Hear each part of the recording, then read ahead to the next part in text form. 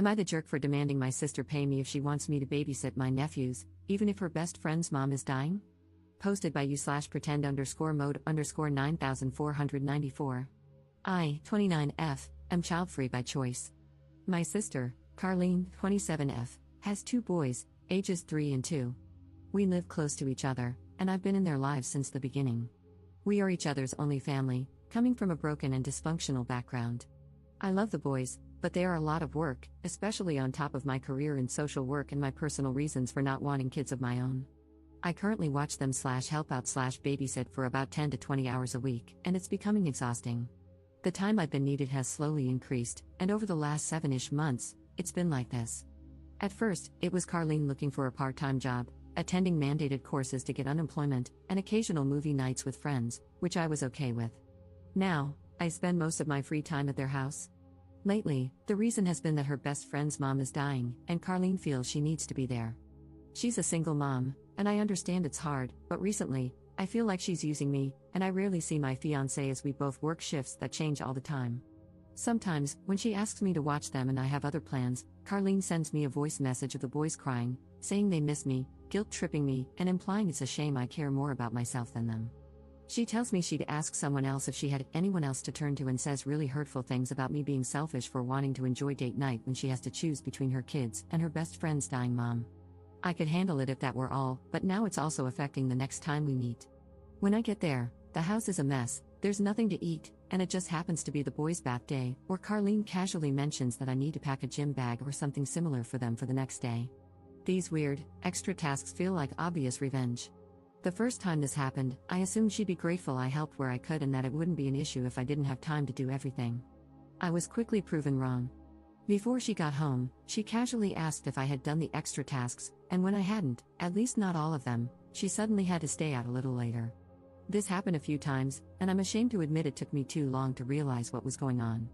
I was just glad she was finally updating me on her estimated arrival time, something she usually never did.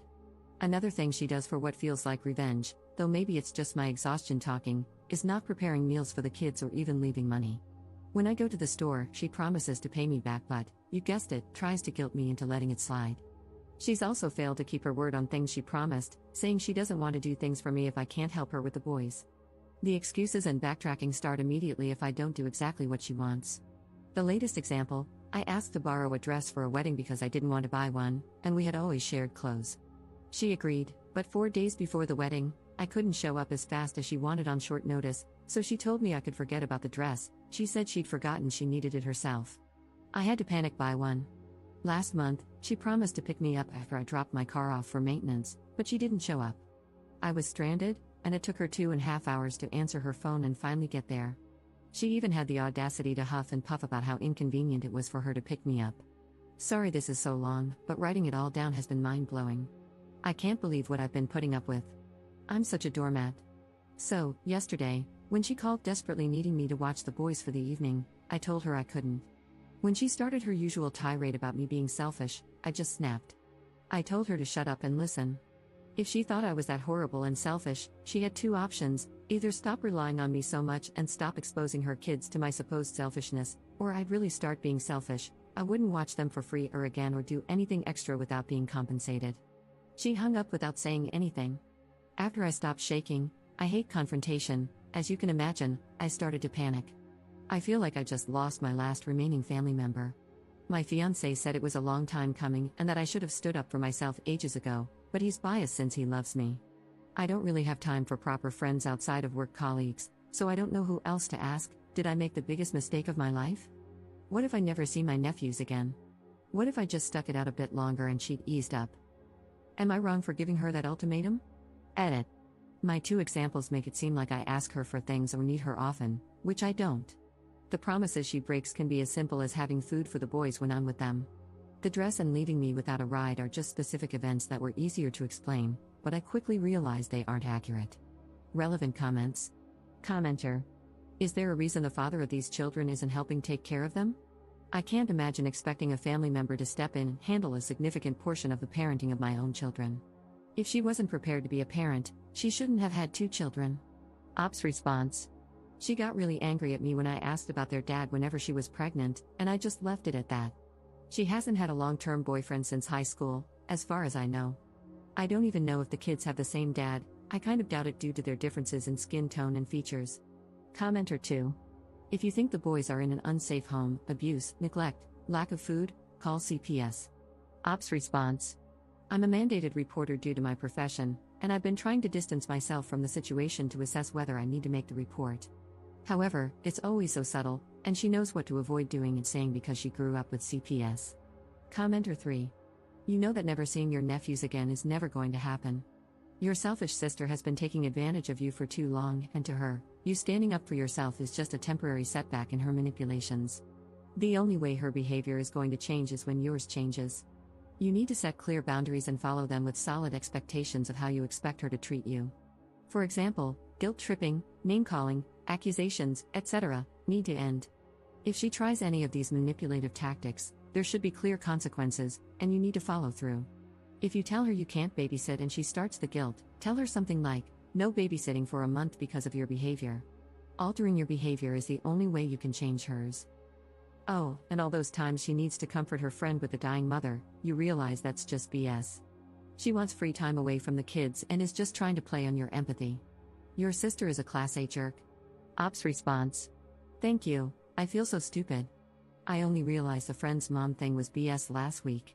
I asked Carlene how she was doing, and she took a second too long to remember what I was talking about. Update 3 days later. A lot has happened. I'm trying to write concisely. During the first 24 hours after I gave her that ultimatum, I decided not to answer her calls or texts to let her cool down. She called 77 times and sent over 100 texts and voice messages. They were mostly just her calling me a horrible person who abandons her family. With my fiancé's help, I outlined a few rules for the future in case she comes to her senses and agrees to my terms.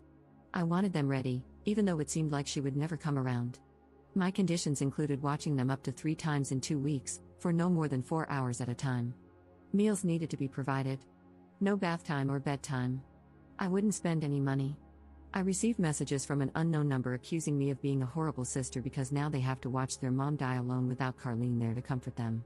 Based on my earlier suspicions and the language similarities, I believe it was my sister pretending to be her friend. I talked to my supervisor on Friday afternoon and asked for her opinion. I first asked if it was okay to discuss personal matters, and she was great about it. I don't work with children, and CPS has never been part of my work, so I wanted to double-check with someone more senior. We made a report together on Carlene. The supervisor said it was better to do so, especially now that things have escalated and she might retaliate against me by harming the boys, as she's clearly not above that. I'm probably going to give her next week to cool off before resuming contact, and depending on what the messages and voice messages say then, I might reach out. If they're as abusive as they are now, I probably won't respond at all. It makes me unbelievably upset, but I hope the boys will eventually have a more stable environment without me, as she's using them as pawns against me. My fiancé says hello and wants everyone to know he's here for me. He also wants to assure everyone that I'm not really that much of a doormat, just when it comes to Carlene, for some reason. I'm looking into counseling through my work since it's too expensive out of pocket. Thanks for the messages and the reality checks I obviously needed. For some reason, I became blind to my sister's behavior and was only concerned about losing the boys from my life. I'll probably update when or if I resume contact with my sister if people want to know how it goes. Additional info from Op. It's only Wednesday, and I just blocked her. I don't understand when she sleeps. I've been getting messages and calls every 2 to 4 hours since last week. I'm crying because it feels like I'm shutting my nephews out, but this is exhausting. My fiancé has been checking the messages twice a day to make sure there's nothing important in between. I haven't read any of them. It's just her calling me names and cursing at this point, not even coherent sentences. Still nothing on the CPS report. Relevant comments. Commenter. I suggest you and your fiancé have a discussion about whether or not you would take custody of the kids if it came to that. Your sister sounds like she may land herself in jail or decide to abandon her kids. It's better to be prepared for any possible outcomes, including CPS removing them from her care. Ops response. Oh wow, true. We definitely don't want kids, but if the alternative is foster care for them, we might have to take them in. I'll talk to my fiancé as soon as he gets home from work. Second update 1 week later. Boring update, but my fiancé unblocked Carlene for a few hours to see if she was still sending abusive messages, and she was. Nothing new there. CPS called and asked for more information, which I provided. They wanted specific dates and proof, so I sent them a lot of screenshots of messages with Carlene. I chose to make the report with my name on it, as I felt it added credibility. It also kind of felt like a punishment for waiting so long to make the report, meaning my sister could now know for sure that it was me who made it, and I'd face the consequences. I've had one Zoom appointment with a psychologist through my work. It's been great so far, and I already got homework on boundaries. It seems fast, but she said they're trained to move quickly since we usually get 5 visits, and there should be progress within that time. I haven't heard from Carlene or the kids, other than the abusive messages. I'm ashamed to say I've driven by the house a couple of times just to see if everything looks normal, and it does. I had a talk with my fiancé after a commenter suggested the kids might need to be removed from Carlene and asked if we were planning on fostering or anything if it came to that. We aren't, we don't want kids and have known that from the beginning. Day-to-day life as a family with kids sounds absolutely horrible. To be honest, there's nothing that appeals to us. We don't even want pets. We would become resentful and probably lose ourselves in the process if we went there. I don't know how much there is to update after this, maybe if contact resumes, but honestly, I'm afraid to send her anything. She's just insulting me, and I don't think she'd even really read what I wrote if I tried. Relevant comments. Commenter. Carlene's got some cracktivities going on.